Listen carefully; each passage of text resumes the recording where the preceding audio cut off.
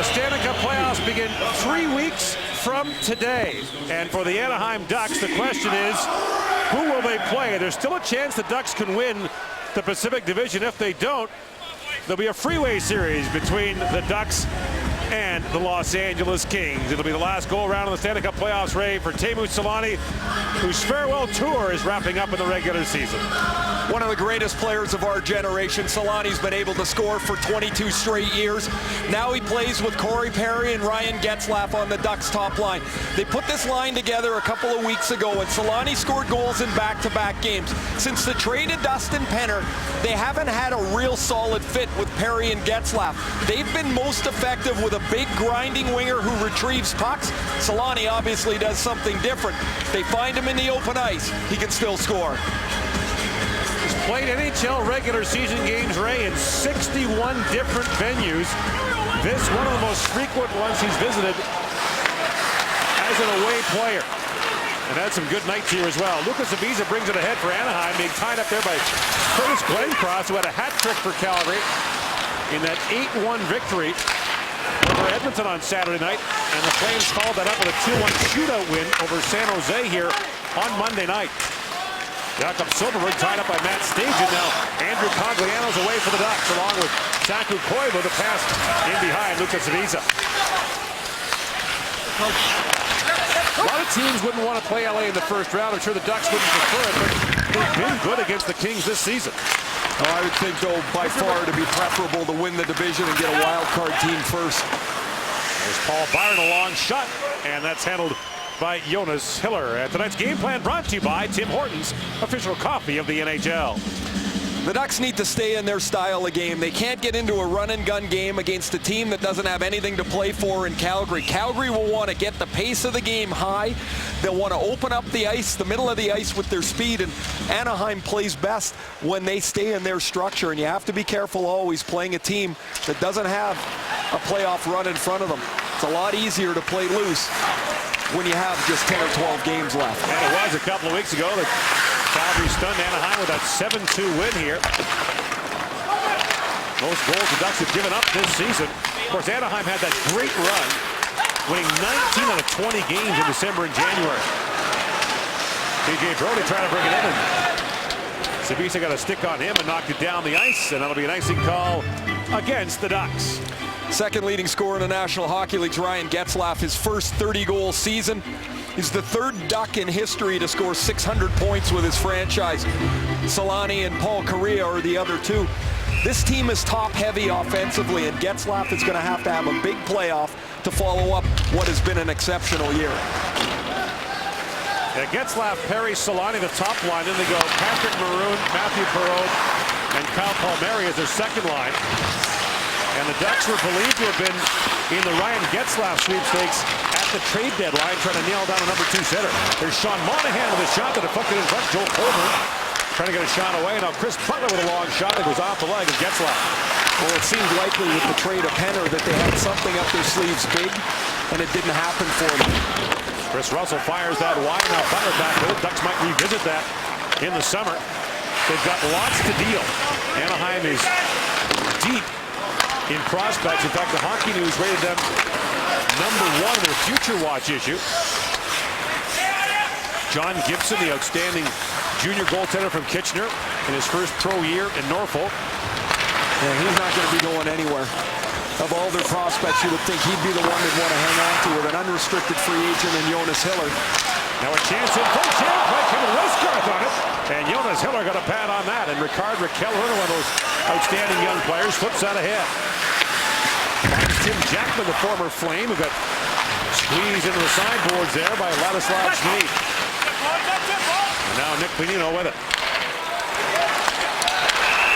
And now, right at the Anaheim blue line, here go Westgarth and Jackman, who wears his old number here in Calgary.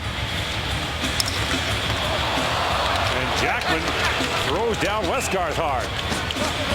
Of course, Westgarth got to that tilt with Edmonton's Luke Gazdic on Saturday after Gazdic had KO'd him a couple of weeks earlier. So as Jackman and Westgarth go to sit there 5 minutes, we'll take a look at Jonas Hiller making a couple of real strong saves that starts with a puck handling error. Jonas Hiller goes behind the net, and he wants to move the puck, but he puts it into the feet of his defenseman Vatanen. Vatanen can't handle it, and the puck comes straight to the front of the net, tipped once by Westgarth, or rather McGrattan first, and then Westgarth with the rebound, and Hiller's able to hold tight enough to that right post to make 2 stops.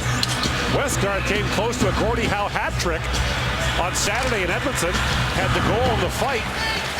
Needed only the assist. Here's Stefan Robidas with it. Robidas just back playing again after breaking his leg and being traded then by Dallas at the deadline. He was still recovering from the broken leg when he was acquired at the deadline. And what looked like a nice depth move, Gord's become more significant with the injury to Cam Fowler. They miss Fowler a great deal on their blue line. Now the bouncing puck in front of Jakob Silverberg, who shoots at the pad save made by Rama. Silverberg acquired along with a first-round pick from Ottawa on the Bobby Ryan trade. Right now, that pick, heading the lottery, would be 7th overall in the NHL draft. Another asset, another big asset. And now that pass misses Saku Koivu going back down to the Flame zone as Chris Russell picks it up. At the line, held by Ben Lovejoy. Down low to Corey Perry. Little backhand pass to Solani. And Teemu Solani feeds back in front to Getzlaf. In the third period, I'll ask you to name all 61 arenas that Solani's played in. I know he played in 3 in Tampa, like all of us did when we were getting going there. They were all over the place. In comes Monahan now, drops it on for Boma. And Giordano lays it back in deep. I'll give you some of the tougher ones. Your Yogi Arena in Tokyo for a couple. Yeah, wouldn't have got that one. Sask Place in Saskatoon for a neutral site game. Hartwall Arena in Helsinki. The Globe in Stockholm. You're on your own for the rest. Back with the shot, and Hiller with the blocker knocks that over the glass and out of play. Yeah, the neutral site games would have thrown that into a little bit of chaos. Getzlaf, we just talked about his offensive contributions. Look, Solani loses his stick. It opens up a scoring chance for Lance Boma, but Getzlaf comes back smartly into the slot, stick down, and he intercepts the pass. It denies what could have been a scoring chance for the Calgary Flames. Now, I think Getzlaf will be in the MVP conversation at the end of the year. Has to be. Although it's hard to imagine that Sidney Crosby's got that in his back pocket. The only question is, would he be unanimous? Tough, there's always a few who are contrarians, but Getzlaf number 2 in NHL points, as you mentioned, his first 30-goal season. As Allen's back to pick it up for Sami Vatanen, another good young player for the Anaheim Ducks. An Olympian for Team Finland, who has spent the bulk of this year in the American Hockey League for the Ducks. And now the puck trickles down to Hiller, and he'll glove that. So Getzlaf, the 28-year-old captain of the Ducks, signed through 2021. And with running mate Corey Perry, I mean, they make everybody uncomfortable that has to play against them. You cannot deny the matchup. You can't try and squeeze by with your top line against them if they're not diligent defensively, because these two guys, Perry and Getzlaf, cycle the puck so well. They can wear you down with their size and their skill. It's really an odd combination to have in spades, two guys playing together. Like we talked about a little bit earlier, the thought was that they were going to add somebody to play with them to balance out their lineup, and right now I would say that would be a concern for the Ducks going into the playoffs. Born 6 days apart in '85 with Perry and Getzlaf. They've won World Junior gold together, a couple of Olympic gold medals, and of course the Stanley Cup in '07. And Perry sends that softy down on goal. Rummel plays it away. Here's Perry back with a wraparound try. Rummel the save, rebound, and that's powdered wide by Ricard Raquel. And now Robidas lays it down for Bonino, who passes it back in front. The pass picked off, though. And TJ Gagliardi's back the other way, but the Flames get slammed there by Raquel. Perry picked up an extra shift there with Bonino and Raquel with Jackman in the penalty box as both teams down to 11 forwards for the next couple of minutes. Now chipped down to the Flame zone. Calgary lost 7 straight at home at one point this year. They've gone 10 of the last 13 on home ice. And reason to be optimistic here in southern Alberta after a season of pain was expected. Koivu's long shot knocked down on the rebound by Cogliano. Here's Lindholm with it. Hampus Lindholm. Drops it down behind the goal to Silverberg. Back to Lindholm looking for a lane. And that long wrist shot hit a leg, drops down in front. It's in someone's equipment. Finally kicked ahead by Hudler. And Curtis Glencross has it for the Flames. At the line, Hudler sweeps it across for Stajan. Back in front to Hudler. The pass missed, but went on goal, and Hiller kicked it away. And the long lead pass for Palmieri missed as Ladislav Schmid knocked it away. Palmieri up for Perreault. That was knocked away.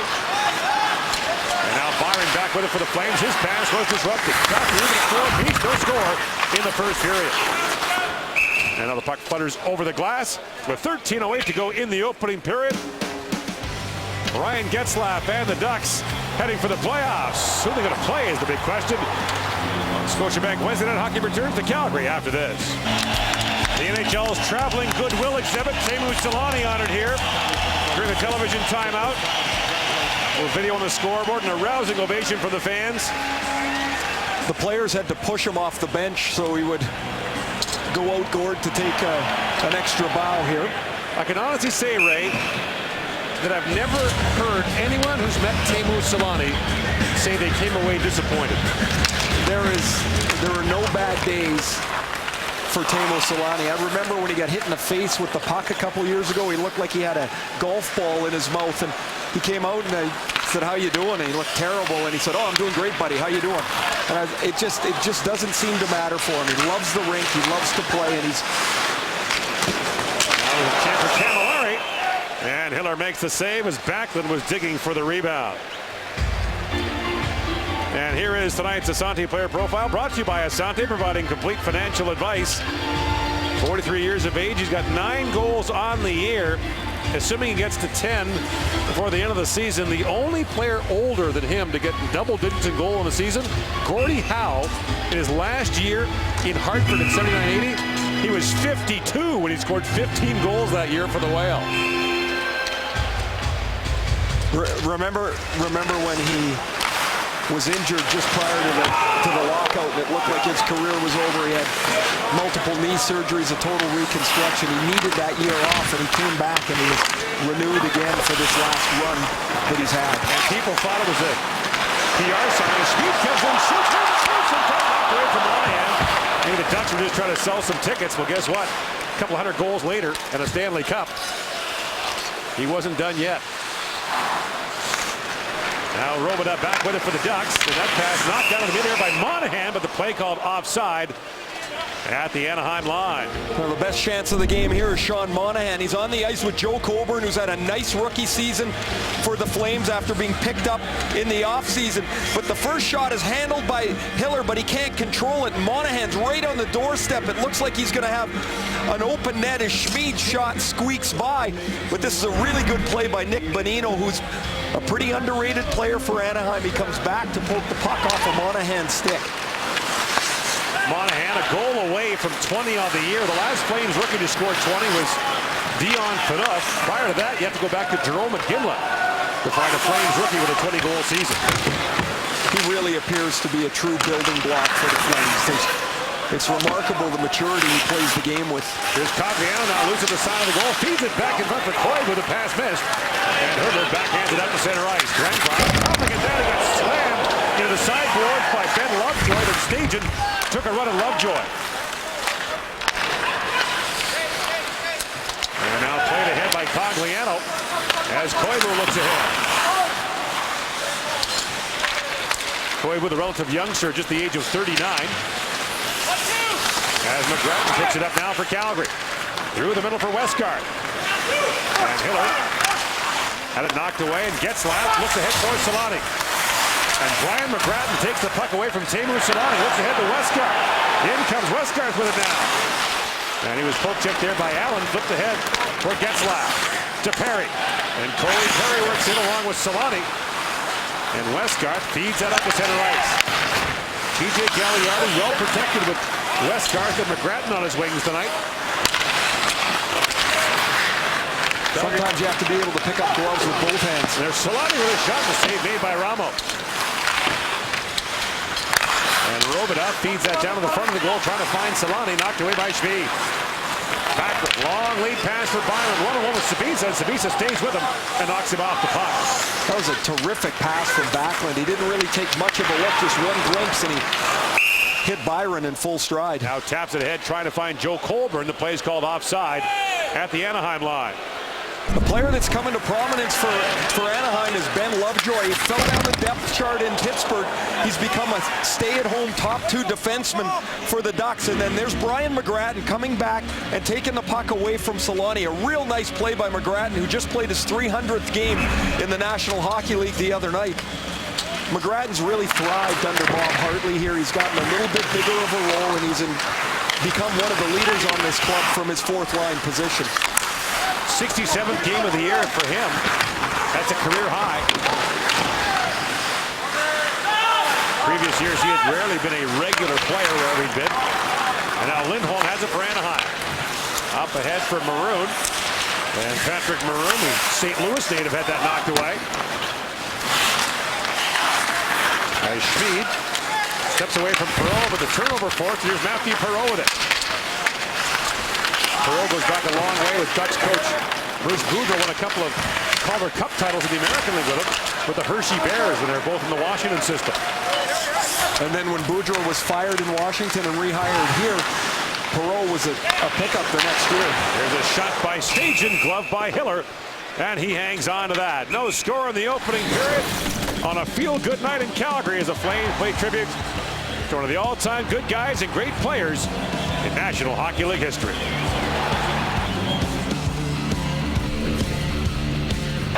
And there is Bruce Boudreau in his 3rd year as the head coach of the Ducks, his 2nd full season.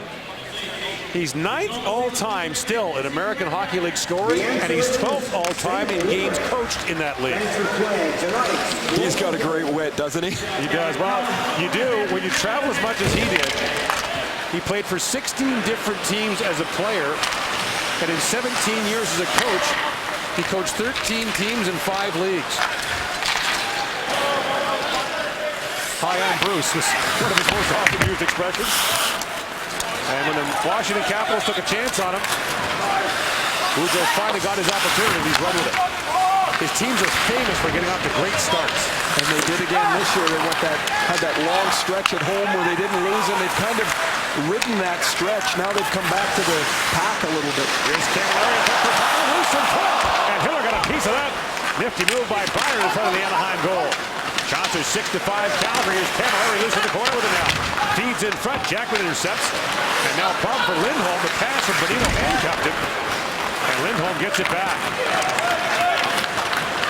Hampus Lindholm. Terrific young rookie for the Anaheim Ducks. 20-year-old from Sweden. Came over last year, played in the American League, and missed most of the season with a concussion.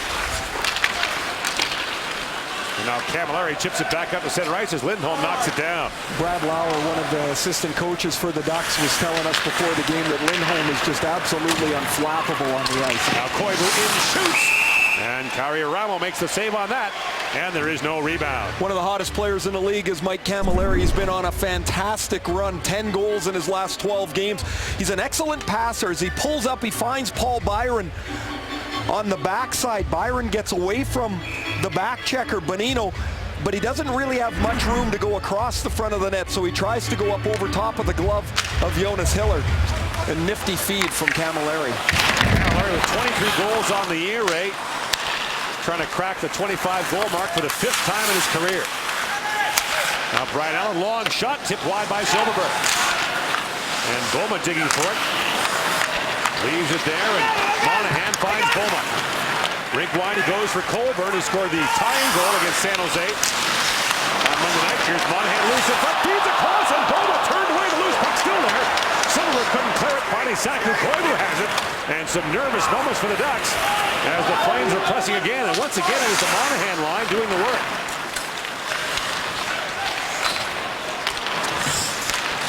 Tyler Weatherspoon feeds that down to the Anaheim zone. Robidoux got bumped there by Stajan. Solani plays it back out. 7 to go in the opening period. Still no score. Ducks will go on to Edmonton from here. Flames have a 5-game road trip looming after they play host to New York. On to Ottawa, Toronto, Tampa, Florida, and New Jersey.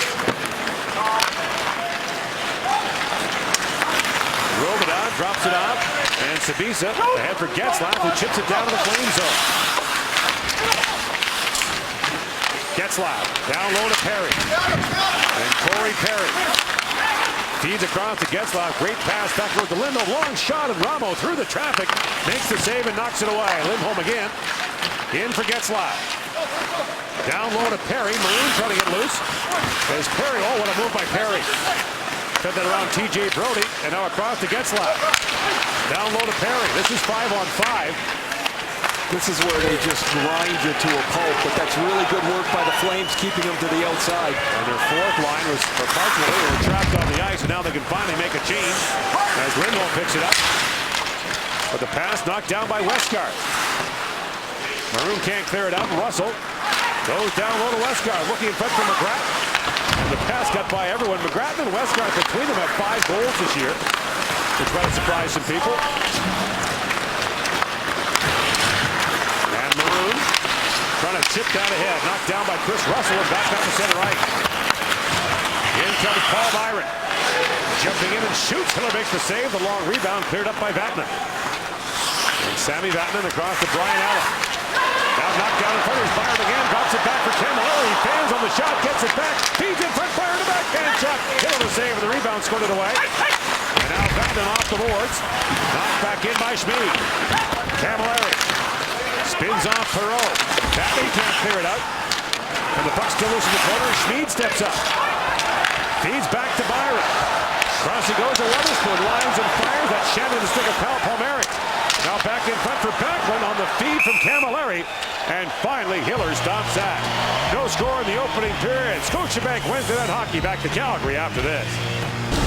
24-year-old Joe Coburn and 19-year-old Sean Monahan having a little fun in warm-up. They've both had exceptional seasons for the Flames and are part of what appears to be a pretty nice combination going forward. For the second time in this period, the late man gets open coming down the slot. This time it's Coburn finding Monahan and Boma with the rebound. They've worked well together. They believe Coburn down the road may be a centerman for them. That's where he's played his whole career. He's done an excellent job on the wing, and their charge to him this summer will be to see if he can put some weight on. He's a big guy at 6'5", still pretty lean. Come live at my house. No it's problem. Not your house. It's the problem. Koivu to Silverberg. It's the fourth. It's the problem. Easy slugger. Sweaters are very slimming, you know. Here's Hudler, drops it back. And Butler ahead to Glencross. Same as Glencross for Yuri Hudler. And Glencross gathers it back up. Feeds back and front, bounces off the skate, loose in front for Butler. It was down low for Calgary for the moment. Now Cogliano ahead for Silverberg. Well, Calgary's done an excellent job of sealing the red line off, so when they've had pressure in the Anaheim zone, Anaheim goes to move the puck out, and Calgary's right up on the play. Anaheim's had no room to move. This has been an excellent first period for the Flames. Now the puck moves the line. Here comes Monahan again. Monahan's long shot handled by Hiller. Holberg back in front, chance for the Flames, hammered wide by Boma. And now here's Schmid with it. Vladislav Schmid in behind the goal for Colburn. And Joe Colburn spins away. Great move on Lovejoy. Works it down low to Monahan. And Lovejoy re-engages on Monahan and drops it down to Colburn. Puck at a bump in the eyes, but bounces back to Monahan. Here he comes again. Sean Monahan plays it back to Weatherspoon. That long shot goes wide. Boma. Had the puck bounce away. Schmid back on it. Soft shot handled by Hiller. And Lovejoy's got Boma all over him. And finally to the line, but not out. Held by Weatherspoon. Long shift in the offensive zone for Calgary here. And Lovejoy hit referee Dean Morton with that clearing attempt. Here's Backlund with it now. Michael Backlund. Squeezed out the puck by Lindholm, and finally the Ducks move it out as Nick Bonino has it. That fourth. Oh, there's a penalty there. Vladislav Schmid took Tim Jackman in hard into the end boards, and Jackman is down. The former Flame taking in hard right into the Zamboni doors. This is in reverse what happens plenty of times to defensemen, where the defenseman is first onto the puck and the forward shoves him right in the numbers from behind. Jackman's first in here, and Schmid's going to follow him into the play, and he puts his hands right on the number of Tim Jackman. Jackman's got nowhere to go. He's first in on the puck. He's going to get to it first, and Schmid pushes him right here into the boards. It's not a good hit for Schmid. And right into that metal stanchion that divides the Zamboni doors. We'll see what the penalty call is here, if it's 2 or more. He's trying to get to the side of Jackman, but he doesn't. And the contact is on the more or less the 8 and the right side of Jackman's head. Penalty, 2-minute minor, illegal check to the head.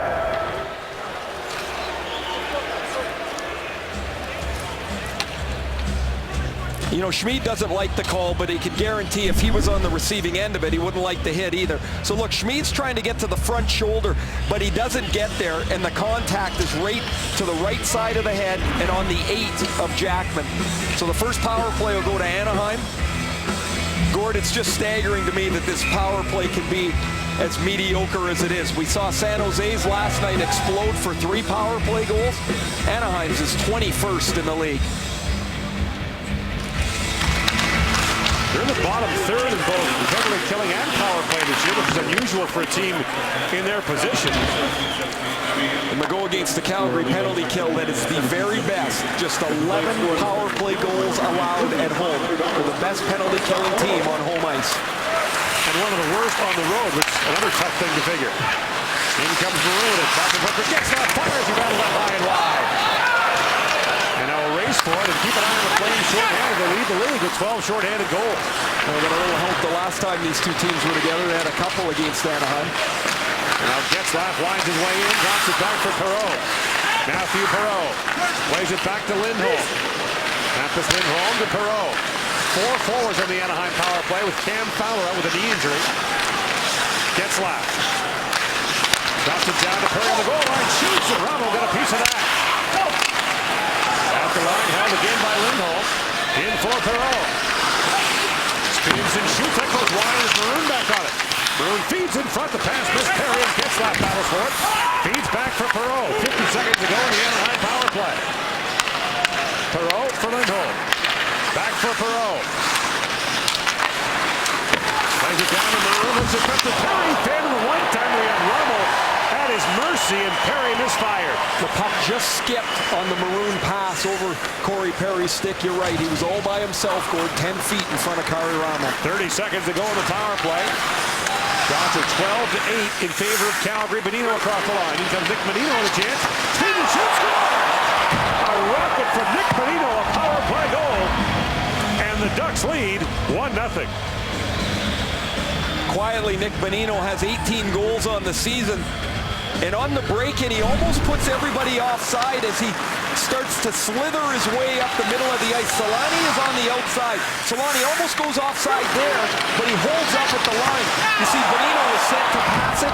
He had some room, so he held it and walked right into the middle of the ice. A nice move on Brody to turn Brody and move Brody's stick away. And before Brody can spin to poke the puck away, Bonino rockets a perfect shot up over Kari Ramo's glove. Hiller draws an assist along with Vatanen at 18:57 on the power play goal. Bonino came in with just 2 goals right in his last 16 games. Remember last year, he got off to a great start and then suffered one of the most bizarre injuries of the season. He tore his hamstring playing warm-up soccer before a game. And they found out they missed him a great deal when he was out of the lineup. Now a steal by Monahan, who backhands that wide of the goal. And racing back is Schmid. The Calgary bench was looking for a penalty call on that last hit on Lance Boma. Dean Morton turned around and was yelling at the bench that he turned on the hit. That's why there was no call. Cogliano lays it down low, and by Bowman down the ice is an icing call against the Flames with 18 seconds to go in the first period. The NHL on TSN is brought to you by Chevrolet. Find new roads. The bench is still giving it to Dean Morton. Ladislav Schmid skated by him and said it's the same play. He's talking about the hit that Boma received. Morton's giving him the whitewash, and that's enough. He doesn't want to hear much more about it. Getzlaf has that shot go off a skate and wide. And now Perry back with it. Swings and fires. It goes off the paddle. Bravo and wide. Lovejoy shoots, and that hit Boma up high. And that's hurt Lance Boma as time expires. We saw an injury last night in the San Jose Edmonton game where Adam Burish of the San Jose Sharks suffered a gruesome finger injury. Boma takes that one up high on the hand as well. Bonino with the goal. The Ducks with the lead, 1-0 after one. Here comes our first intermission with James Duthie in the panel. Flames found the open spot on the ice, and they were able to move the puck going to the net. But there were some mistakes made defensively by the Anaheim Ducks, and it's by their young players. In the middle of the ice, that's Ricard Raquel. He loses the Calgary forward, Byron, going to the net. He gets all the way through for a scoring chance. A few moments later, Coburn finds Monahan. That's Silverberg who's lost Monahan going to the front of the net. And then Sammy Vatanen puts his defense partner Brian Allen in a bad spot for another turnover. This shot is eventually deflected aside here as Byron's shot is stopped by Hiller. But three defensive mistakes, a couple reads, and a bad pass by their younger players gave up some scoring opportunities that Hiller turned aside. And Nick Bonino had the game's only goal to this point on the power play.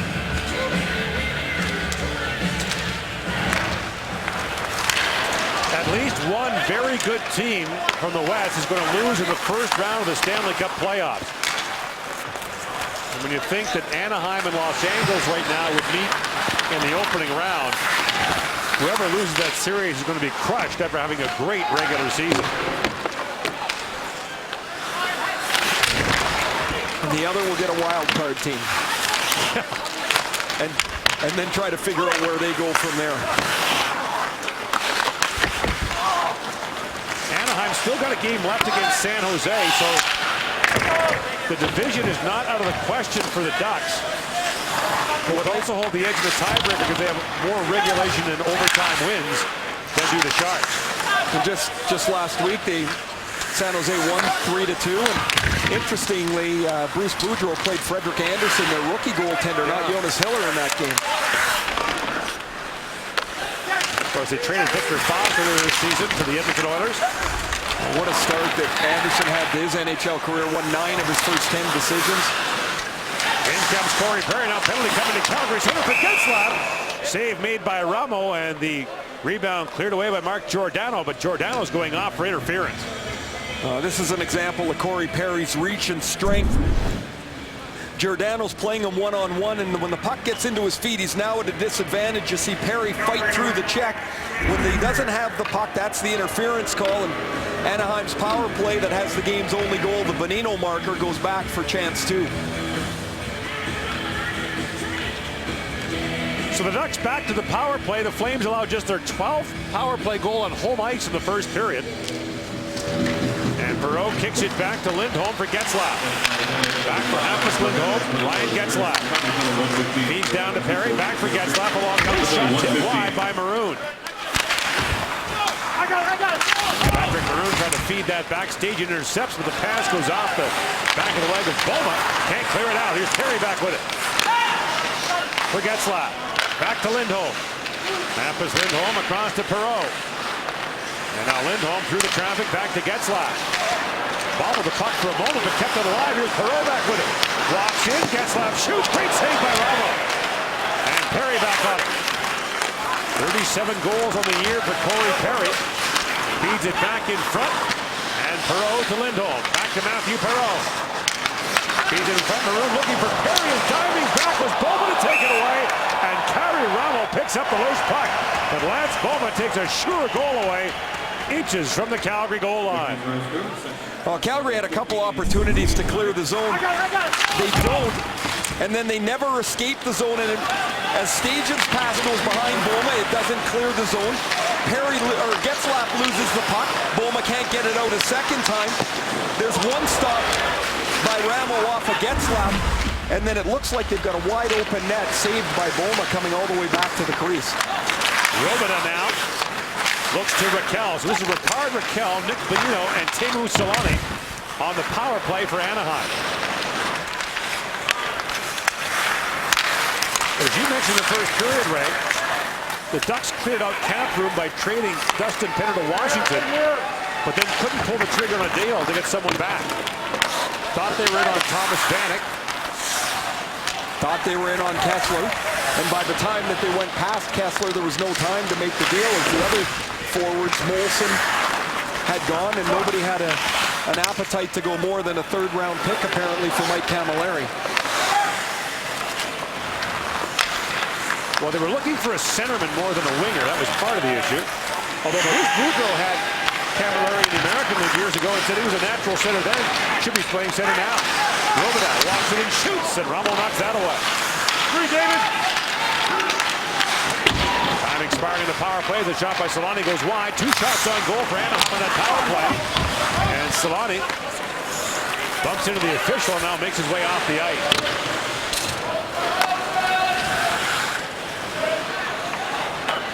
TJ Brodie back to pick it up. He's played more total minutes than any Calgary Flame this year. Giordano leads in the minutes per game and missed some time with injury. As Stajan comes walking in. Stajan tries to center. The pass bounces off the skaters. Cogliano out for Koivu. He's got Silverberg with him. Saku Koivu winds his way in. Drops back for Lovejoy with his shot. Blocked by Glenn Cross. And the puck goes up and out of play. Kerry Ramo's been on a nice little run for Calgary in goal. We'll take a look at his work here, aided by an excellent effort by Lance Boma as Boma comes back to deflect the pass away before Perry can get a clean knock on it. His rebound attempt is gloved aside by Ramo as Perry gets in front of the net. He's big and he's strong. He's got that lanky build with he seems like he can get his stick on a puck that's 15 feet away from him. And the other thing, Gord, he doesn't fall down very easy when he's in front of the net. He gets to more loose pucks than most guys can. Look out, there's a puck into the Anaheim bench. He's also got hands that could steal hubcaps off a moving car.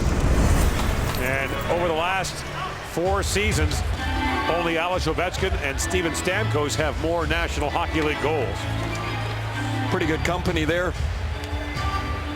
I don't think many people would have Patrick Marleau on that list, would they? Funny, huh? We talked about him last night. The only thing that they knock is his consistency, except he's consistently consistent. 30 goals again this year. Full hum. Now the Ducks zone. Spisa goes back for it. Plays it around for Lovejoy. And now Lovejoy was taken in hard to the sideboards by Westgard as Gagliardi goes to work. And this fourth line's done some good work for Calgary. Witherspoon across for Schmid, who slaps it down to Westgard. Gagliardi with it now. Banks it back for Witherspoon. All kinds of traffic in front as McGrattan is causing havoc. Now in the corner, McGrattan picks it up.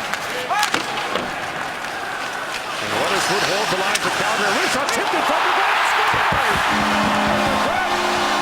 The game is tied at 1. George, you mentioned their good work earlier in this shift. They've had a couple shifts where they've had scoring opportunities. Their work here is aided by a couple opportunities where Anaheim doesn't get the puck out of their zone. They're in decent shape defensively here, but this is excellent work to keep the puck alive.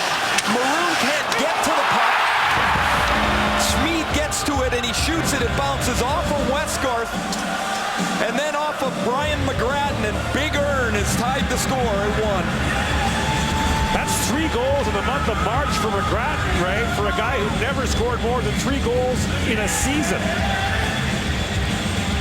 Become such a popular player here in his 301st NHL game. I said to him in warm-up, congratulations on your 300th game. He said, who would have thought that?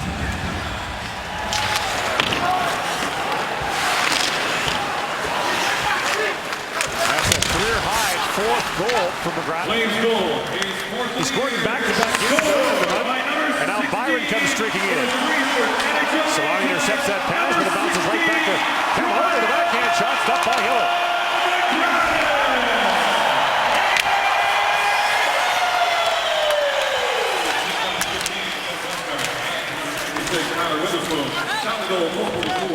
And now Perry sweeps it down in the flame zone as Brodie goes back, being blocked there by Allen.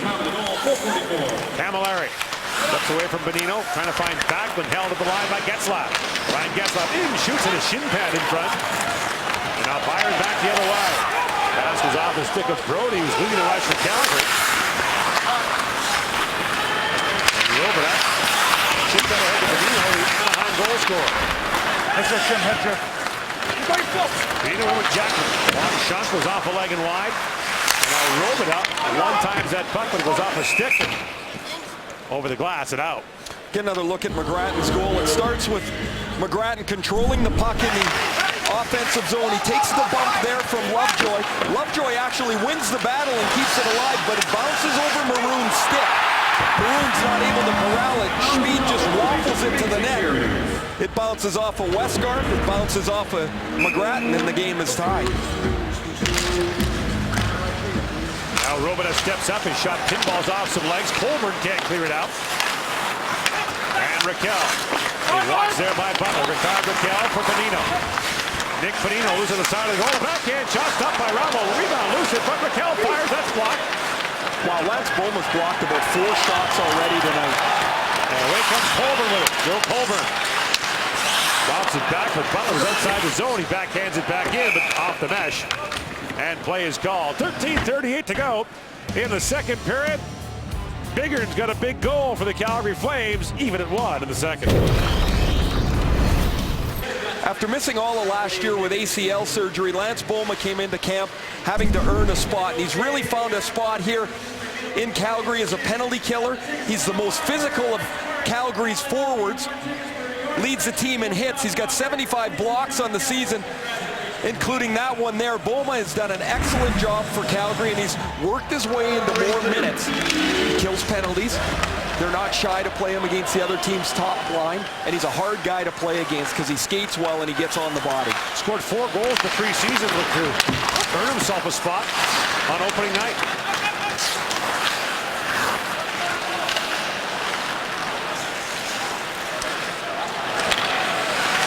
Here's Sabisa with it now for the Ducks. Took the rink wide for Silverberg. And the pass on the reach of the Ducks. Silverberg, who won a silver medal with Team Sweden at the Olympics. Koivu backs it back to Cogliano. Andrew Cogliano throws it down to Silverberg. The pass got away from him. And now Koivu reaches in for it. Finds Silverberg again.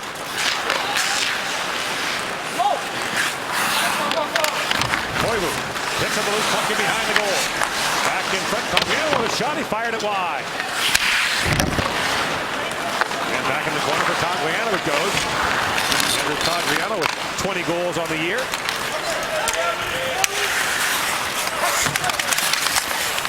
And now Robidas got muscled off the puck. And the pass back for Glenn Cross from stage and missed all the way back down to Calgary zone. 15-14, the shots now for Anaheim. As Lovejoy is back for it, and McGrattan's right back out there with Westgarth and Gagliardi. And now Palmieri tries to pound that back into the Calgary zone. So Calgary first Bob Hart is riding his hot line. His fourth.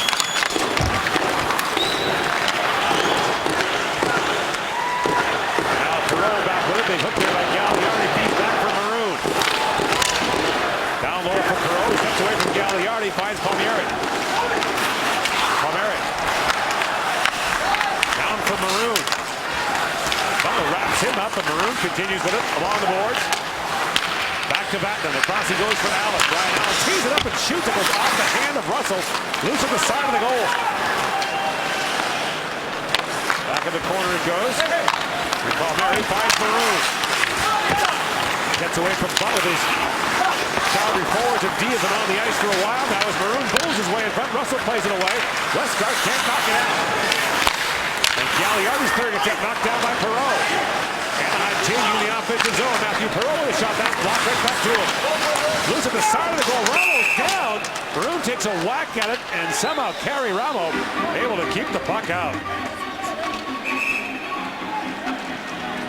Well, TSN and TSN2 continue to bring you complete NCAA March Madness coverage with live court surfing action on both channels and live streaming on TSN.ca and TSN Go all tournament long. Sweet 16 kicks off tomorrow at 6 p.m. Eastern. 3 Pacific on TSN2. After McGrattan scored after a lengthy shift in the Anaheim zone against this same Anaheim line, Perreault and Maroon, for the most part, Perry came on late in the shift, cycle the puck around for 30-35 seconds. They get a close chance at the side of the net, and you're right, Gord, Ramo's able to barely hang on to that left post to make the stop. Brody off the faceoff ahead for Byron, can't clear it out, and Lindholm finds Getzlaf to Solani. Getzlaf back with it off the heel of Perry. And now the Flames are away as Brody. Lions out ahead. Camilleri looking for Byron. That pass just misfired. And Getzlaf has it. His pass blocked by Camilleri goes back in front of Lovejoy. And Perry finally hooks that out and back down to the Calgary zone.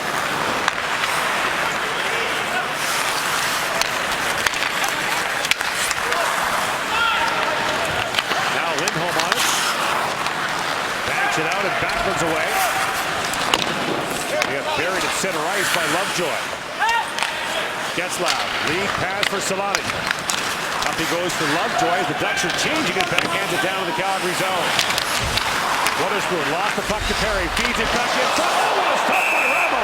In time of Rickard Rakell, who is it all alone.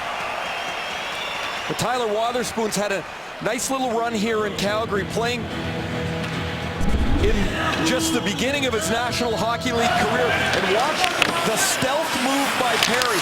He goes in quietly behind him and uses that long reach to poke the puck free, and he finds Rakell coming in late. Excellent read by Rammel as he comes across for the stop. Now Zachman back for it. The Ducks have done well in Sweden and Finland in the NHL draft, haven't they? Been not so bad, has it? And they got more coming. Here's Colbert with it now. Joe Colbert got squeezed there. And Jackman stepped into him. 2 firsts and 2 seconds this year. Yeah. And Bonino with a shot that staggered Schmid. Now fed back in front. Loose puck. Great chance for Bonino. Turned away by Ramo. It's still loose. And back he goes to Allen. His shot off the arm of Ramo off the post. And here they come again. Rakell feeds it back to Allen. Lines and fires. That hit Colbert and staggered him. Allen shoots again. It goes off the stick and high. Boba blocked the shot. Colbert blocked the shot. Ramo blocked the shot. And it remains 1-1 here in the second period. Scotiabank Wednesday Night Hockey back to Calgary right after this.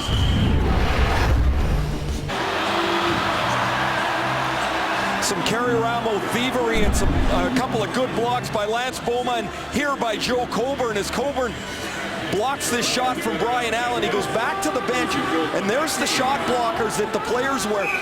The shot block blew the strap off the bottom. The buckle was broken, so now Coburn has to get that shot blocker back to the locker room, and the trainers will get a new buckle on it before he can get it back on his feet. You know what, Ray? A lot of players now are wearing those guards on their feet. What they're not doing is protecting their hands. Those are the gloves of Lucas Sabisa. A lot of guys are wearing the short cuff, very small gloves. We're seeing so many guys getting fingers, wrists, hands broken with shots. Well, we saw the grotesque injury to Adam Burris last night. His finger looked like it was hanging at an unfathomable angle.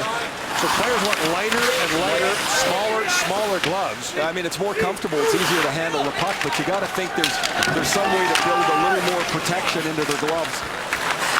Remember the gloves that Mark Messier wore? The centering pass bounces down in front and kicked away by Hiller. All the gloves back then, they were like garbage cans on your hands. Stays it. Walks back in front and shoots. That deflects wide. But they protected you. And honestly, the players didn't know any different. There was no other options. That's what you got. Now Cogliano shoots, kicked away by Ramo.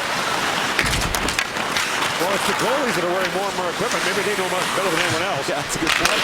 Tees it up, goes off the stick of Breadcross, right down to Ramo, who hangs on. Calgary has blocked 10 shots in the game. To Anaheim's 2. Hiller likes to be on his knees when the puck's close to the net. He prefers to play covering the bottom of the net, and he slides around in the crease. There, he takes the pass from Stajan and the deflection by Stajan. He's already down in his butterfly, and he's able to get a pad on it. Anaheim out shooting Calgary 12-3 here in the second period, the 1-1 tie. Overall, it's 21-15 now in favor of the Ducks as Giordano brings it ahead. Mark Giordano throws that back in front. Hiller picked it away with Byron looking for the tip. Camilleri feeds it back to the point. Giordano. Long wrist shot. Blocked by Getzlaf. And now Lindholm back with it. He turns it over. And Camilleri has it. 8 goals the last 8 games for Camilleri. Now a diving play by Lovejoy to take that pass away from Backlund. And icing waved off. That allowed the Ducks to change. This is a good look by Backlund going across the front of the net to Byron, but that's an even better play by Ben Lovejoy. Here comes McGrattan again with a long shot off the leg of Vatanen. They're not double shifting these guys, are they? Here comes Lovejoy with drops it back for Perreault. Matthew Perreault poke check to now Maroon. The chance it bounces down in front. It was in behind Palmieri, and the Flames are away as Westgarth has it. Drop pass to McGrattan. They're going both times on him. Hiller makes the stop as McGrattan crashes the crease. And who's going to tell him not to? And now Westgarth is into it. At the side of the goal. Well, this would be the most unlikely 2-on-2 to throw a drop pass into the mix here. Westgarth loses the puck, but then he makes a nice pass to McGrattan. McGrattan's shot is swallowed up by Hiller.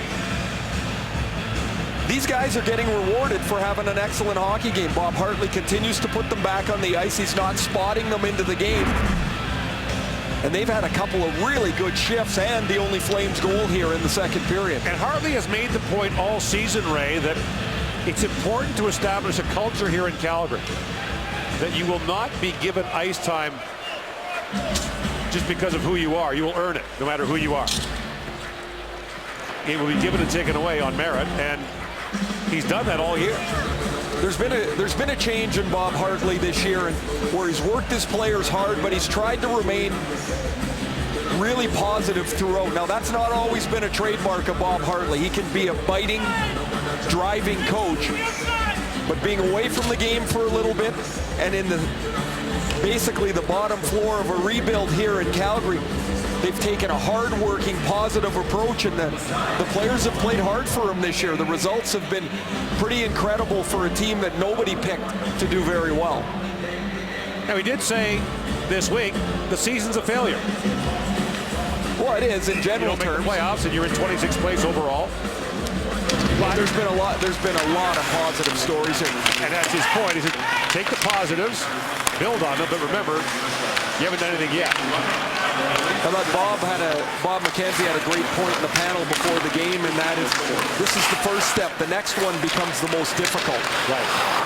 And we'll see where they can add some skill, add some players to try and take that next step. Now Colburn and Monahan crisscrossing. And Joe Colburn, fired from Toronto for a 4th-round pick, has that bounce away, taken down by Robert on no penalty count. And here comes Cogliano along with Koivu. Andrew Cogliano streaking in, shoots. And Chris Russell got a piece of that. Koivu on it now. Looks for Cogliano, fires, and Russell makes the save in tight on Andrew Cogliano. Now Silverberg. That was close to too many men. As Silverberg brings it in for Anaheim. Jakob Silverberg. Feeds that back to the point for Lovejoy. The tip in front for Lindholm. Chance on the goal post by Bonino. Butler clears the rebound high off the glass by Lovejoy and down the ice. And that's an icing call against the Flames at the end of a long shift. Well, there's been some close calls around Karri-Ramo. The puck bounces up in the air and it's shot quickly by Bonino. It hits the goalpost behind Ramo's right foot. And fortunately for the Flames, when it hits the back of his skate, it's kicked wide, not back into the net. Russell with Camilleri. Banks that pass back, and now Mike Camilleri. To Butler. Up for Monahan. Sean Monahan has points in his first 5 NHL games, the first player to do it since John Tavares back in 2007. Lovejoy drops. Perry was a hair offside, and play is called. 1-1 the score here in the second period. Mark Giordano and the Flames giving the Anaheim Ducks all they can handle on Scotiabank Wednesday Night Hockey.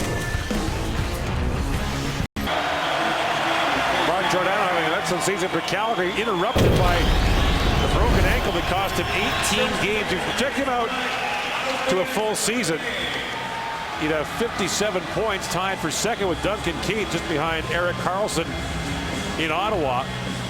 And Ray, perhaps more importantly, if not for the broken ankle, there are a lot of people and some inside the Hockey Canada group that made the selection that Giordano would have gone to Sochi. He was going to be real close, that's for sure. He had played his way into the conversation. Just unfortunate timing for his injury. Now a centering pass from Stajan, bounces away from Brody. Dodging out 23-17 in favor of the Ducks as the battle ensues in the corner. And Stajan tried to kick that ahead. Bonino intercepts. And Lindholm quickly ahead for Vatanen, the two young defensemen leading the rush for the Ducks. And Brody comes back. And that's a delayed offside at the Calgary line. Apparently Vatanen doesn't get up in the rush very much. He was about 15 feet offside as the puck was waiting for him. You mentioned Gordy spent most of the last couple of months in the minors. He's a real nifty puck-moving defenseman. You add him to Cam Fowler, and then the terrific year of Hampus Lindholm, and the potential for the Ducks to have a really young, really mobile defense is sitting right in their hands. Shot that's offside as well as this glove by Ramo. The NHL on TSN is brought to you by Asante. From investment, tax, and estate planning to retirement, Asante Wealth Management provides complete financial advice.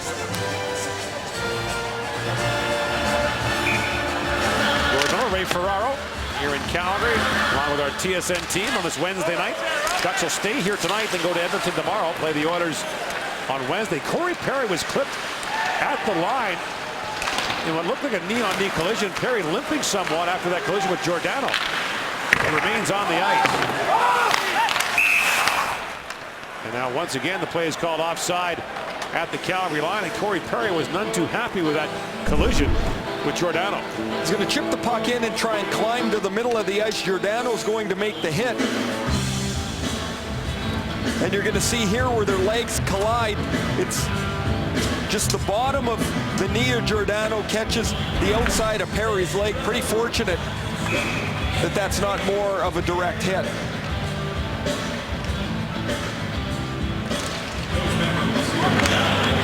Sabisa plays it across to Robidoux, who fires it down to the Calgary zone. Now the centering pass gets by everyone, picked off by Glencross. And back up to center ice. This line just buying some time so Westgarth, McGrattan, and Cagliari can get back out there for Calgary and do some offensive damage. They've been pretty quiet tonight, this line. Their most veteran line, Stajan, Glencross, and Hudler. Hudler, who leads the team in scoring back after an upper body injury. They've had nothing going so far. Here's Hudler back with it. First Stajan winds his way in, tries to drop it back. The pass misfires. And throw up for Maroon. Ducks are changing as Maroon tries to buy some time. And Jackman comes in for the Ducks. Under 3.5 to go in the second period. Raquel. Spins out around. Ramos lost his goal stick. Now Allen. Feed it down to Jackman. Tim Jackman spins and shoots. Ramos makes the stop.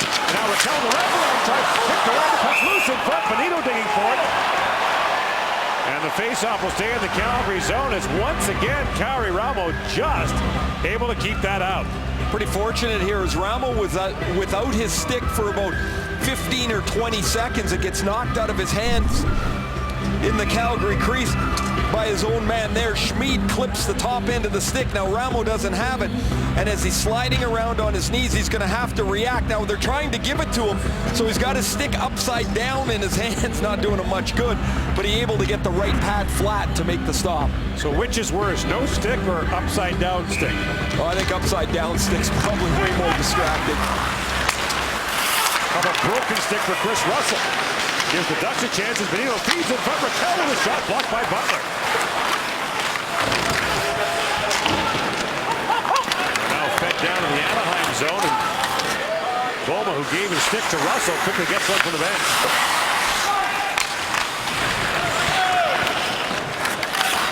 Most people have accepted the fact that the sticks are the way they are. Anaheim Bruce Boudreau has not. He will not give up on the sticks. And what would he like? Wood.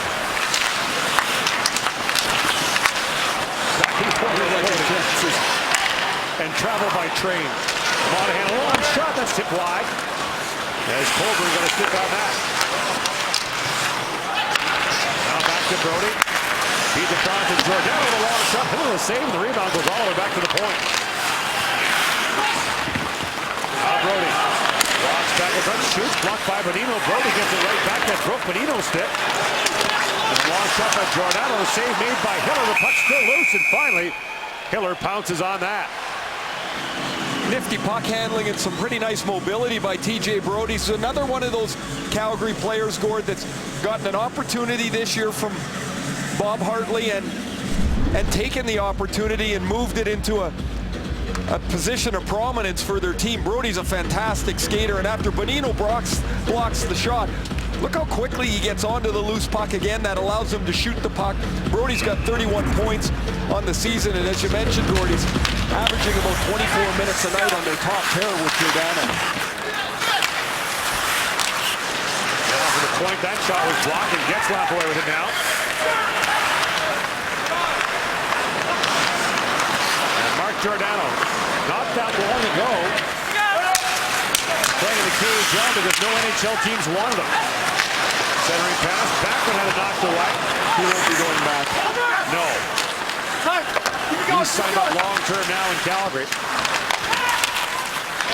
Really wasn't much discussion when they were going to pick the captain here, that it was going to be Giordano. In comes Perry now, a long shot, stopped by Ramo, kicked on goal by Brody by accident. And Ramo had to be quick to make that save. Now Glenn Cross back the other way for Calgary. In comes Glenn Cross.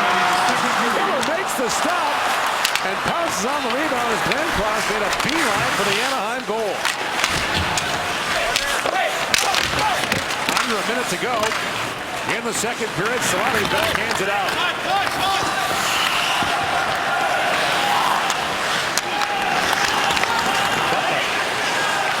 Up ahead for Hudler. And Yuri Hudler back to the point. Schmid with a drive, goes off the leg. And staging on it. His centering pass. So back to the point. Schmid again. Pulls it across. Hudler again.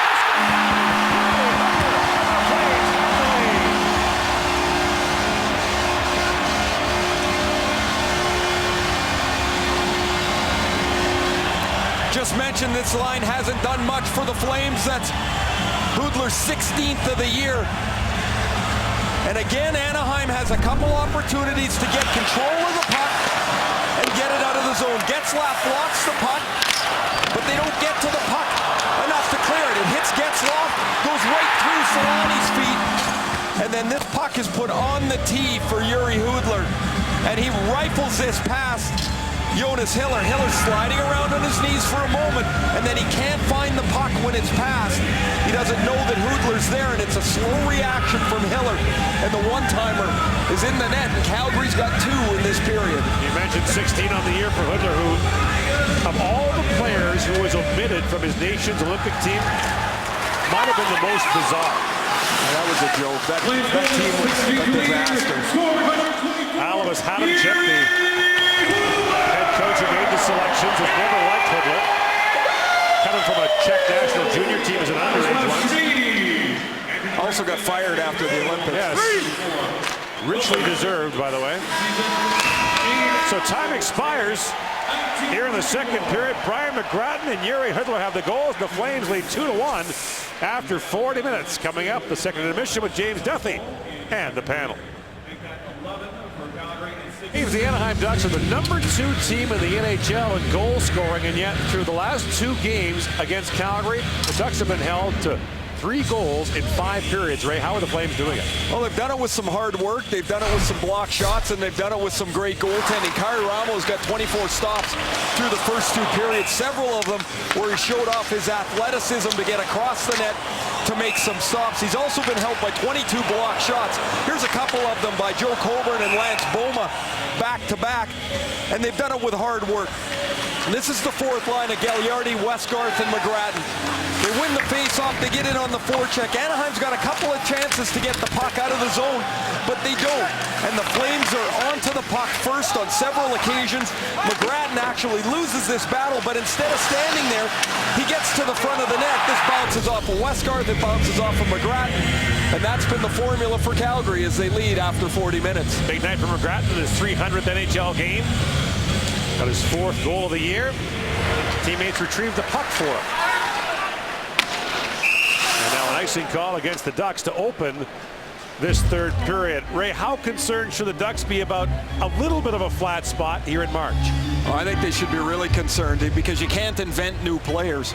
And so they have Beauchemin and Winnick out of the lineup as healthy scratches. Are they going to be difference makers for Bruce Boudreau? Maybe Beauchemin. You look at the depth of the other teams in the West, the LAs, the St. Louis's, the Chicagos, the San Jose's, and up front, I think they're a little thin. They're top heavy again in Anaheim. It's all Getzlaf and Perry that have to carry the load offensively, and after that, it's going to be a little bit of piecemeal. I don't know if they have enough. Cam Fowler hurt his knee a couple of weeks ago. He's not been on the ice skating yet. The hope is he'll play a couple of regular season games before the playoffs start. Well, he makes a big difference to their attack because he's so mobile. He's able to get the puck, either skate it or pass it out of the zone in a hurry, and so they do miss that. I just wonder up the middle of the ice with, behind Getzlaf, you've got Matthew Perreault, you got Saku Koivu, they're trying to hard Raquel. They might have Nick Bonino, and that's not exactly a murderer's row. And now Getzlaf picks it out. Knocks it down to Solani, Teemu Solani. Had it poked away by Brody, the pass ahead to Byron. And Paul Byron chips that back across for Backlund as Lindholm steps up, trying to move that puck ahead. He had Camilleri closing on him. Now Backlund picks off the pass, and Lindholm has to retreat. Perry had the pass skipped by him and back out to center ice. Perry waved that clearing attempt as Allen steps into Tacoma, but the play's offside once again at the Anaheim line. Well, the wait is over. The new season of Game of Thrones premieres Sunday, April the 6th at 9 p.m. only on HBO Canada. Contact your TV provider to subscribe. Well, you walk around the building here in Calgary, Ray, it's still hard to believe that less than a year ago this thing was underwater. Now, there's some pictures downstairs. When you look at the place you're standing and then the picture on the wall, and it's, as you mentioned, it's hard to believe they were able to do the work they did in the time frame they did. A lot of talk here in Calgary about the potential for a new building. Some sketches being worked on. Land's already been set aside. Well, when Edmonton has one. Yep, that's the way it goes here. Yeah, they're right behind them. You've got kids, you know how it is. Yeah. And they're due for one here. I mean, it's probably time. It certainly is in Edmonton, and it's time here too.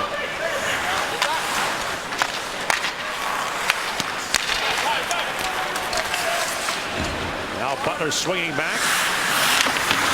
Chris Russell knocks that away and back across to Butler. To Monahan. And Sean Monahan flips that out. By the way, whoever is running the account boring Sean Monahan was really on fire the last couple of days. And they're doing an outstanding job with that. It's a parody account being done almost certainly by his teammates. A couple of different suspects. Now Gagliardi with it. Tries to throw that back in front. And at the line, Oilers were able to hold that for Calgary. One of the suspects is on the ice now. Some people think it might be McGrattan. As that puck deflects off the glass. And out of play, and Sean Monahan with 19 goals on the year is only 4 behind Nathan McKinnon for the rookie goal scoring lead. And always you have to weight a little heavier towards McKinnon and Monahan, who are teenagers. Andre Palat and Tyler Johnson are the other two on that list, both down in Tampa Bay. Lightning lead the league in goal scoring by rookies with 64. Calgary's next on that list with 33. And on the faceoff wasn't done fairly, so they'll set up again with 17-16 to go.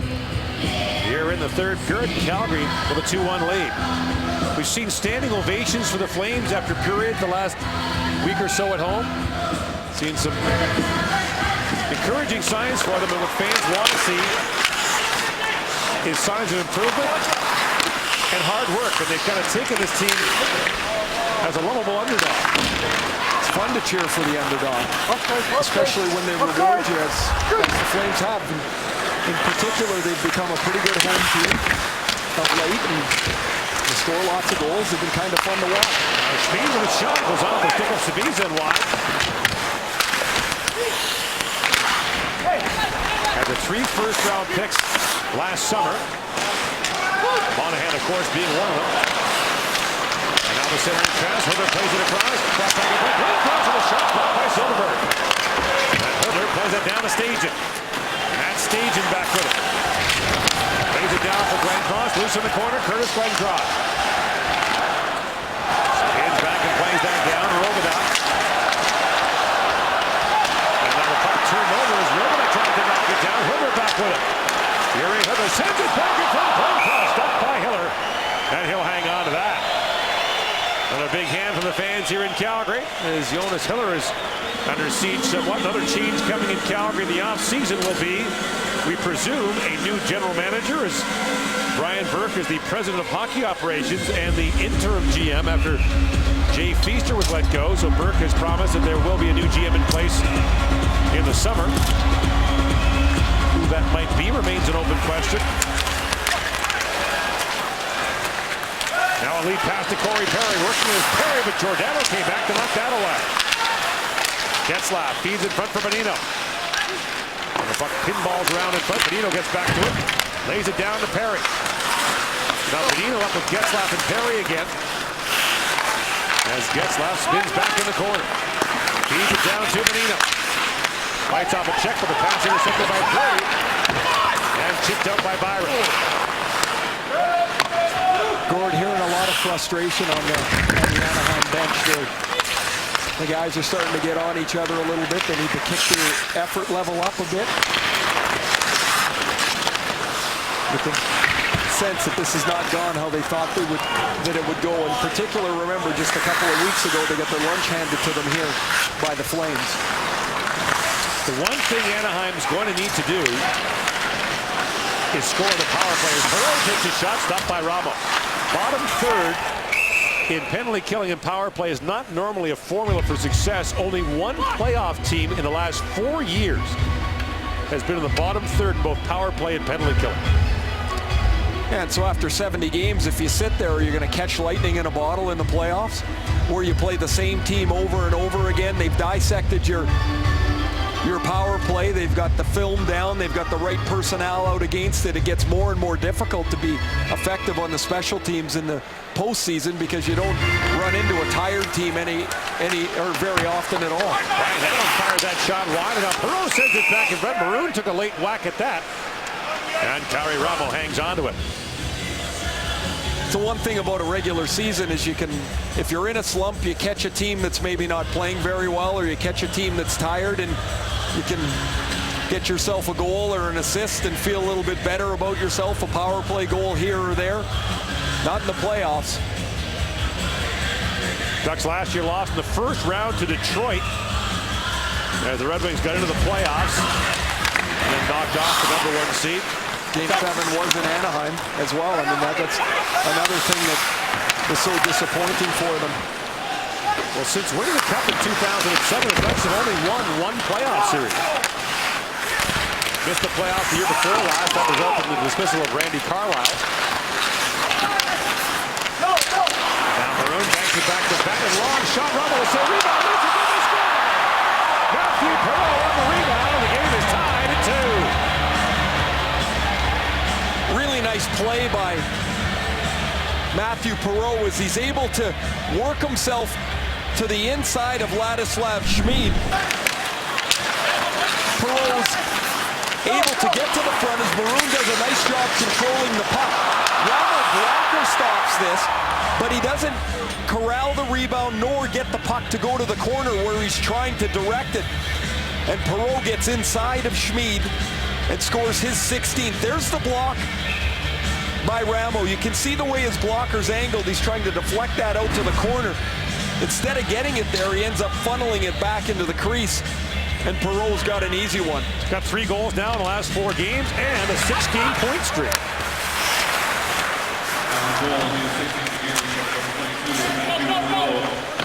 So a 2-2 game now in the third. Mentioned it with Mike Camilleri in the first intermission, where the Flames have broken the season down to segments. As Raquel comes in and shoots, Cogliano's shot is blocked. And out to Westgarten goes. Ahead for McGrath. And Lindholm comes back on him. The puck bouncing from the Anaheim bench. Now Lindholm with it. They're trying to create a playoff-type atmosphere for Calgary. And it's dropped back to Lindholm. He shot that whistle wide. Now Raquel. There's a round of Dean Morton warning players to stay out of Carey Ramo's crease as it's played down in the Anaheim zone. And there's an icing call against the Calgary Flames. 13:40 to go here in period number 3. Really good play here by Patrick Maroon to shield Wotherspoon off the puck. He uses his big frame to control it, and Vatanen wastes no time getting this on the net. There's the error of Ramo as he tries to poke that shot to the corner. He ends up getting the blocker on it, but the puck stays in the crease for Perreault. Sammy Vatanen, by the way, draws an assist on that goal. He's got 2 assists tonight. His calling card is likely going to be he can really shoot the puck. In comes Perry now. Corey Perry with a shot angle chance. Throws it back in front. And Glenn Cross chips that away. And away comes Hoodler. Backhands it back down to the Anaheim zone. There's Perry waiting for it. Rolls down to Hiller. And he has to hang on to that. Matthew Perreault has the tying goal. 2-2 the score here in period number 3. Scotiabank Wednesday Night Hockey back after this. Training staff's been trying to get the blood to stop flowing from TJ Gagliardi's nose here for the past 4 or 5 minutes. He catches an elbow right there from Hampus Lindholm, and Gagliardi goes to the bench, and when he skated by me, his nose wasn't bleeding yet. As soon as he sat down, it started to bleed, and they've been trying to get it under control. It looks like he's okay, and he's got his lid back on. That doesn't feel very good. Glenn Cross shoots, that floats wide. And now a wraparound try by Hoodler. How many times you break your nose, Clay? 6 or 7. Look at it. The doctor fixed it, and he said, this is all I can do. I think he broke it again, covering the Stanley Cup final. Yeah, well, that was James Duffy's fault. I walked into the door because, well, that was James's fault. Yeah. You thought you were safe when you retired. That was the first time I'd ever broken it in a suit. Jackman, man behind the goal, had that knocked away.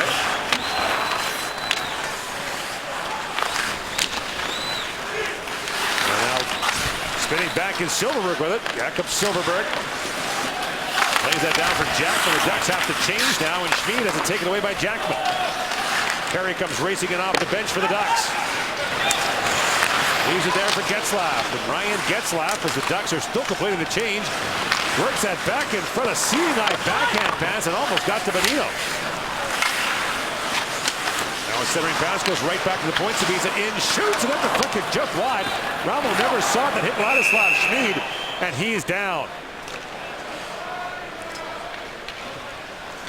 Ladislav Schmid struck by that shot, and we're seeing this almost nightly now, Ray. One of the problems the players who block shots have to deal with is they don't often see the puck coming when it gets all the way to the front of the net. You see Schmid getting back to the net. It misses the first Calgary player. Now, he's trying to block this. He turns sideways and catches it just above the pants.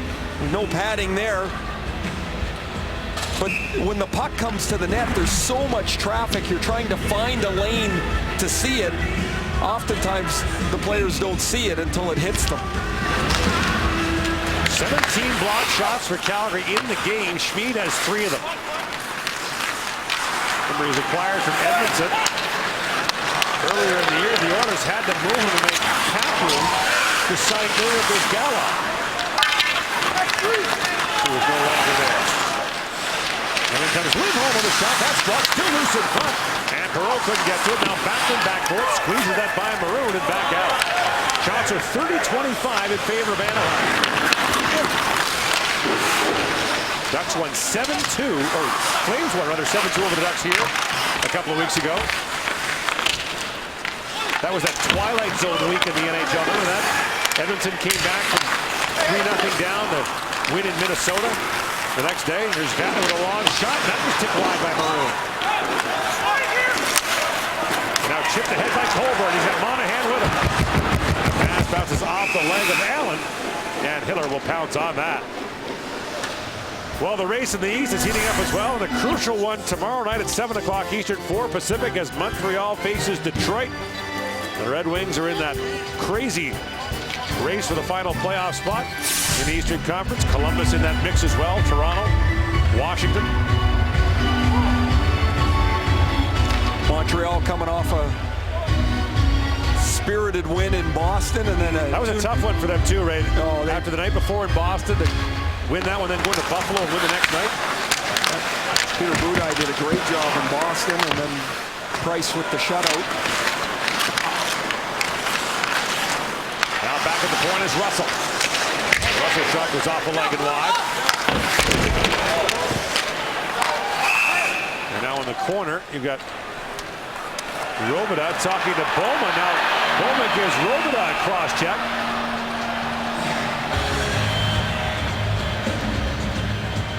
Stefan Robidas not going to back down from anyone.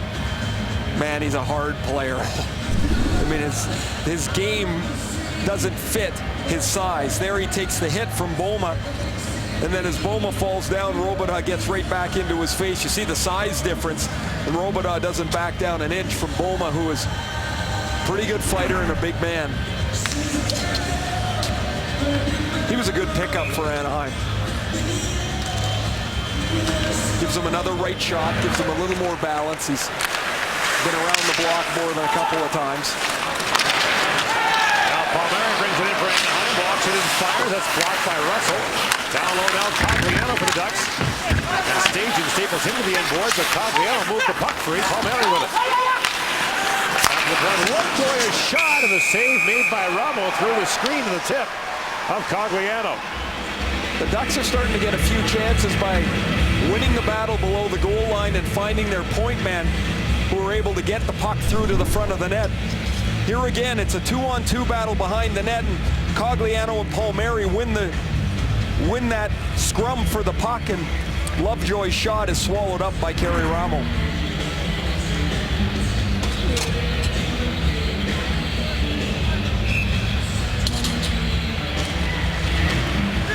Face off, run by Backlund. At the point, Batman holds it, and Ramos steers that away. Ramos first for the last few years in the PHL. As Backlund comes across the line, but the play is offside at the Anaheim line. 2-2 the score, 9:57 to go in period number 3. 30-year-old Matt Stajan missed 8 games for Calgary after the tragic death of his newborn infant son. And of course on Saturday in Edmonton scored a penalty shot. And the emotional response afterwards from Stajan and the emotional response from his teammates who welcomed him to the bench. A rallying point for the Flames, and something they're still talking about here in Calgary. And Stajan has publicly thanked the people who give him support, not just the Flames organization, but the many people here in Calgary. And really something for a guy who's had an up and down time in Calgary, but is an important part of this team now. Brody comes in and shoots, and Hiller makes a save on him. Now back at the point, Camilleri with a drive that goes off a leg. That broke the stick of Bonino as Getzlaf swings back.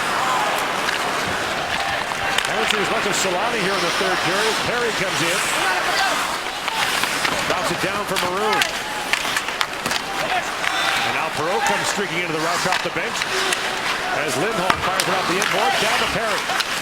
Corey Perry, oh, what a move by Perry. Dropped that back down to Maroon and missed him, but the hands of Corey Perry in tight are really something to behold. Couldn't skate, Ray. That was the problem with Corey Perry. Yeah, a lot of teams thought that, didn't they?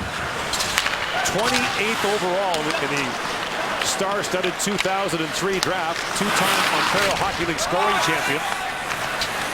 Was cut by the national junior team for the 04 tournament on his way to the first scoring title. It was almost cut the next year by Coach Brent Sutter.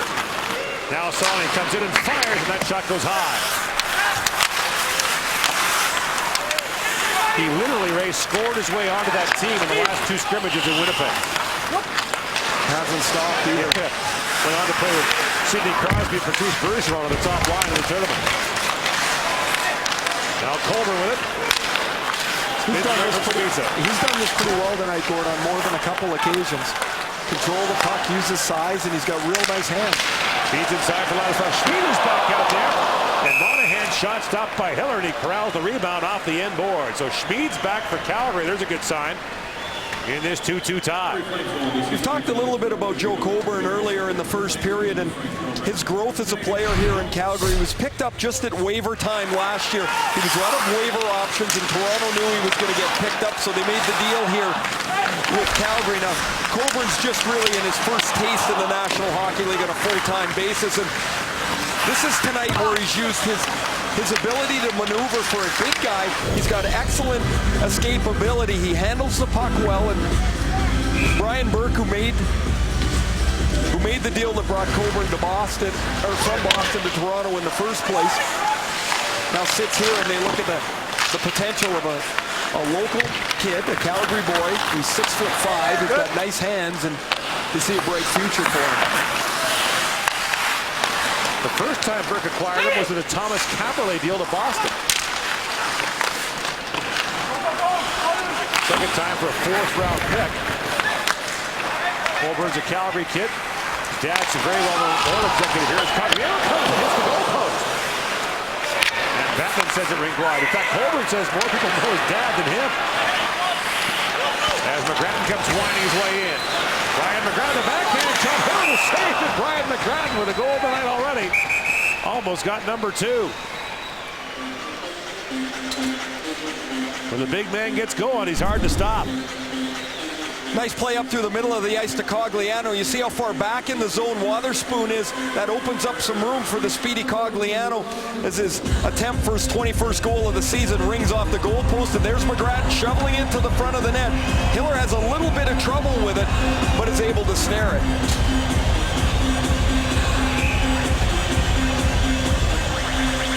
And now Staging in for the draw against Getzlaf. Back at the point, Giordano. Down low to Glencross. And Staging, kind of a knuckle shot that goes just wide. Didn't get all of that.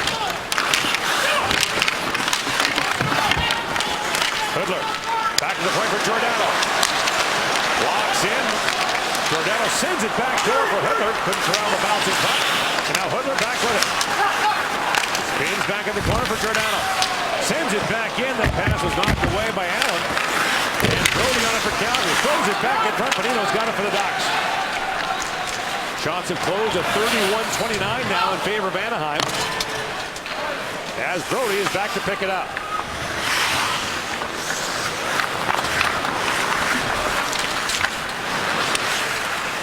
Long lead pass. Kicked away by Lindholm, and now the return pass knocked away by Byron, and Paul Byron comes in. Steps around Lindholm, sends it back in front, and Camilleri backhanded it wide. Camilleri back with it. Feeds back at the point for Butler. Backlund, Byron, Russell into the can. Russell shoots, and Hiller gets a piece of that. That's Camilleri standing in front. And more nifty puck movement by the Flames. Camilleri chips to the deep. Sabisa goes back. And Lovejoy being shadowed there by Camilleri. Ladislav Schmid keeps it alive. And Backlund for Camilleri. Mike Camilleri works around Lovejoy. Back yours for Wotherspoon. And Camilleri to Wotherspoon again. Long wrist shot kicked out in front by Perreault. Backlund almost got to it. And the Flames stay on the puck. Perreault with it. And Anaheim needs to get some fresh players on the ice. Perreault off the skate of Cogliano and down the ice. And the speedy Cogliano gets there first. Drops it off to Silverberg. Jakob Silverberg, a bullet pass back to Rubin. Over the shot. Tipped by Cogliano scores. Andrew Cogliano gives the Ducks the lead. Just moments after hitting the goalpost, Cogliano, who's been among the most vocal of the Anaheim players on the bench, imploring the team to get moving tonight, grabs a rebound and scores his 21st goal of the year. This again starts with a cycle below the goal line. Silfverberg starts the cycle, they move it from low to high, and then Calgary loses coverage as Cogliano will come in from the backside. Ramos' rebound is off to his right, and there's Cogliano with the loose puck to give Anaheim the lead. In his 7th National Hockey League season, playing in his 530th consecutive game. He's never missed one in the NHL. There's been a couple of times where it looked like he was going to as well. He really found a home in Anaheim. He signed an extension earlier in the year. And now in comes Perry, sends it back to Benito, and a chance popped in tight by Ramo. Harry Ramo the save, and Andrew Cogliano with the goal. As the Anaheim Ducks have seized the lead here in period number 3. For the last 4 or 5 minutes, Patrick Maroon has been lacing his skate. The lace gets cut here. Paul Byron goes to hit him, watch his right foot. It skips across the right skate of Maroon. He thought initially he was cut. They checked him out at the bench, and then they tried to retie the severed part of the skate lace. That didn't go well, so they had to unlace the skate. They change a tire in a race in 4 seconds. These guys are not fit for a pit crew. Their car would be out of the race by now. And the driver would be steaming. Well, hard to do it yourself. Your hands just sweating, you're in tight now. And your adrenaline's pumping, and you're trying to do it fast, and like always, the faster you try to do something, the worse it is. Hey, no one better than the former Flame Doug Gilmour. He would untie and retie his skates dozens of times a game. I hated tying my skates. 12 times, 1,200 games, you think about it that much. But 12 times a game? Are you kidding me?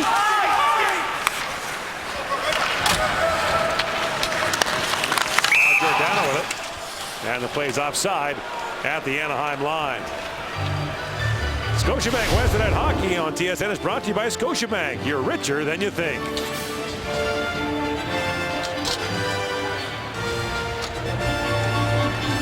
These are a couple of big points on the line here for Anaheim. They come into this period trailing 2-1 and get the goal from Perreault, the goal from Cogliano, and now they're 4 minutes away from some very important additions to their points column. Yeah, they're 4 behind San Jose for the Pacific Division lead coming in. They've got one more with the Sharks. And again, they do have more regulation and overtime wins, which is the first tiebreaker. Gagliardi with a shot that's gloved by Hiller. And neither Anaheim nor San Jose verbalizes the real reason that they want to win the division.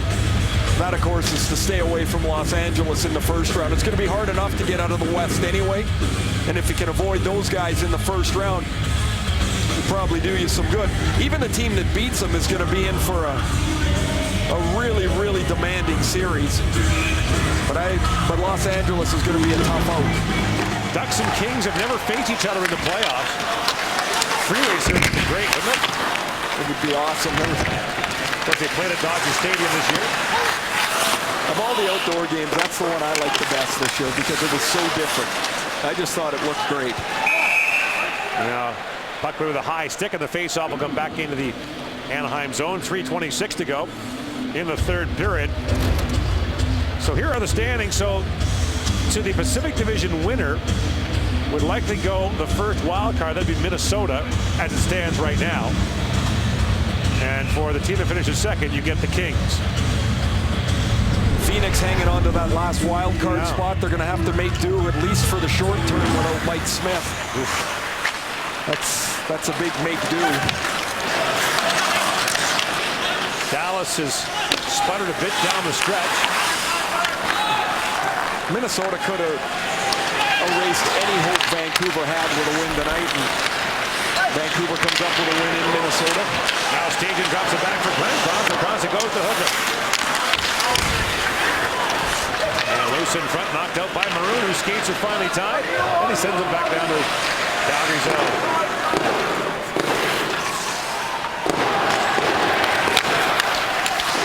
Lovejoy banks that back down to the Flame zone. 2:45 to go in the third period. Camilleri. Down she goes. And a shot fired wide by Backlund as Byron set him up. And the bouncy puck in the corner for Getzlaf. Turns it over to Byron. Now Byron schemes and shoots. Hiller saved loose in front. And Camilleri couldn't get there as Hiller came across. And now Backlund back with it. And again you see Hiller drop to his knees as the puck comes across. Russell. Camilleri. Butler. Watching and shoots. That's blocked by Maroon. To Russell again. Team up and shoots. That's hit wide. On the other side. Back with a chance. Stopped in tight by Hiller. Another chance. That time Camilleri shot deflected wide. And finally Solani just jams that puck off the boards. And now the Ducks need a change. In comes Camilleri. Lindholm got a stick on him. Fresh kicks on the ice for Calgary as Colburn comes in. And Lindholm bounces that puck down the ice right on goal. That puck tumbled down to Ramo.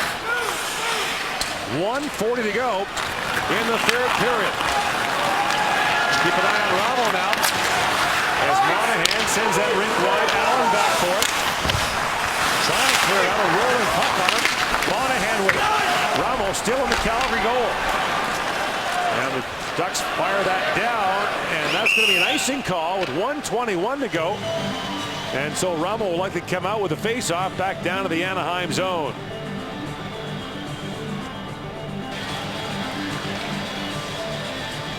And I think we'll get a timeout for the Flames. No, we won't. No, they've made their change, and they're not going to let the Anaheim players rest. Face-off won by Koivu. Still so good at that. Now Camilleri though with the puck in the corner down to Glencroft. Curtis Glencroft with Stajan fighting for space in front. Allen blocked that pass. Glencroft. Camilleri. Giordano. Back to Camilleri. Walks in. Plays it down the goal line for Stajan.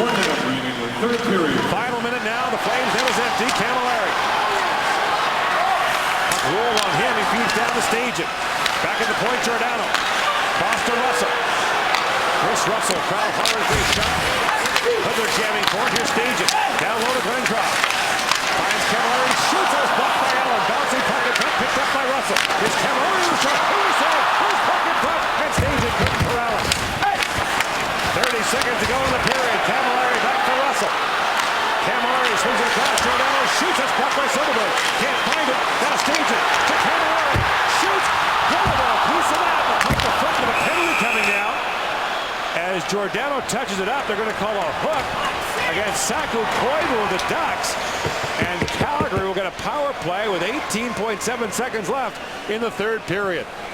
Well, they took advantage of the extra man there to have the puck hemmed in the Anaheim zone. Koivu takes the penalty, and with 19 seconds left, a timeout being called by Calgary. It'll be a 6-on-4 for the remainder of this game. Calgary's first power play of the game. And time now for the performer of the game, brought to you by GMC Sierra.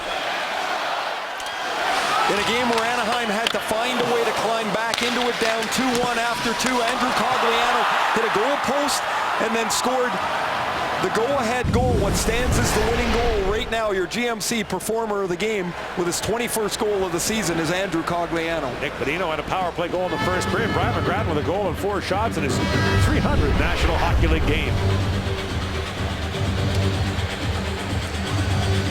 So 18.7 seconds left. The face-off on the left-hand circle.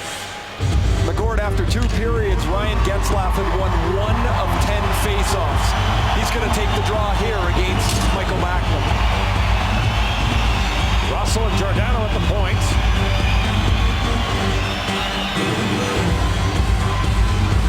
There's an issue with some debris on the ice.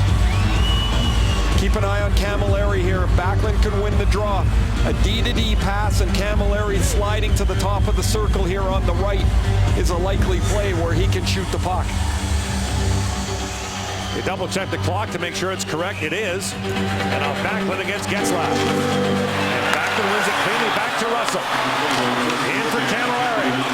Pass comes across to Giordano. Over sends it back in front. Hiller can't find it. It's still loose. And finally, Jonas Hiller able to glove it. And the clock appeared to continue to run there, so there might be more than 7.1 seconds remaining. All the entire Calgary bench is up on top of it, and they're pointing to the official. They'll take a look at that. There's Hiller down on his knees again, quickly when the traffic gets to the front of the net, down in the butterfly, and he makes the stop on Backlund, who gets a backhand bid. Hiller makes the stop with his left pad, and they will check the clock now. And now Bonino will take the draw against Backlund.